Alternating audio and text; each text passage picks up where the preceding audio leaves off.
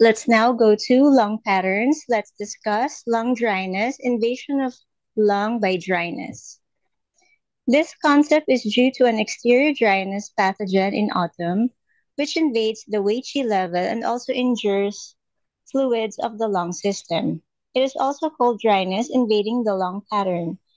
It is divided into two types, warm dryness and cool dryness patterns, according to whether the dryness pathogen has a propensity to warm or cool.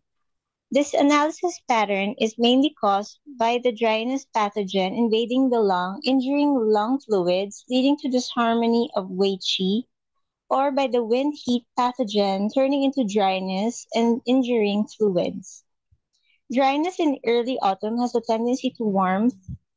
As a result, most diseases during this time have a leaning towards warm dryness, while dryness in the late autumn has a tendency to be cool. And so most diseases then, then are leaning towards being cool dryness patterns. The key symptoms would be lung system diseases along with the dryness and scanty fluids pattern.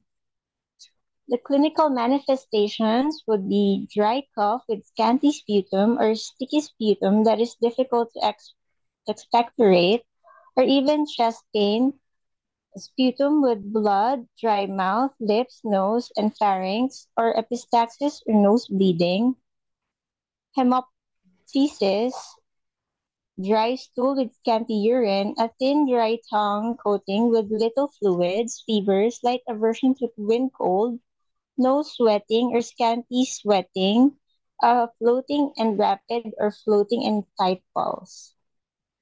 Here is the analysis of lung dryness.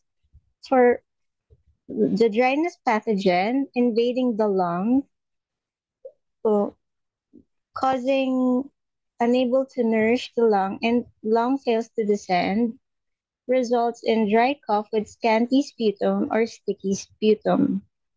If the cough injures the lung networks, it causes chest pain and hemoptysis.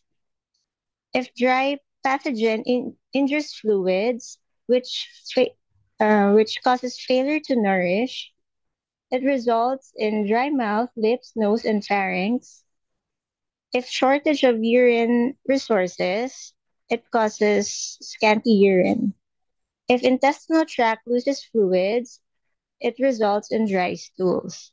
If dryness pathogen invades exterior Wei Qi and disharmony of Wei Qi, then there would be a fever, a slight aversion to cold, there were warm dryness or cool dryness. The warm dryness, there would be scanty sweat, a floating and rapid pulse. If it's cool dryness, then there will be no sweating, a floating and a tight pulse. The thin, dry tongue coating with scanty fluids is a sign of a lung dryness pattern.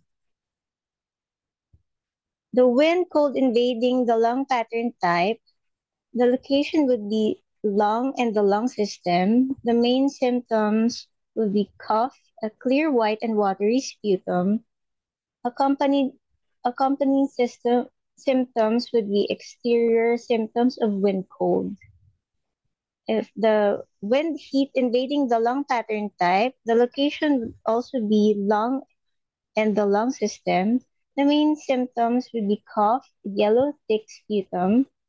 Accompanied symptoms would be exterior symptoms of wind heat. For lung dryness pattern type, the location would be lung and the lung system. The main symptoms would be dry cough with scanty sputum that is hard to expectorate, chest pain, and hemoptysis, blood in the sputum. Accompanied symptoms would be exterior symptoms of dryness, warm dryness, or cold dryness. Wind dryness invading the lung. Etiology is exposure to climatic wind and heat. The signs and symptoms would be dry cough without phlegm or with scanty sticky phlegm not easily expectorated. Aversion to cold, fever, dry throat, tickly throat, dry nose, dry lip, discomfort in the chest, The pulse would be floating. The tongue would be red with yellow or white fur.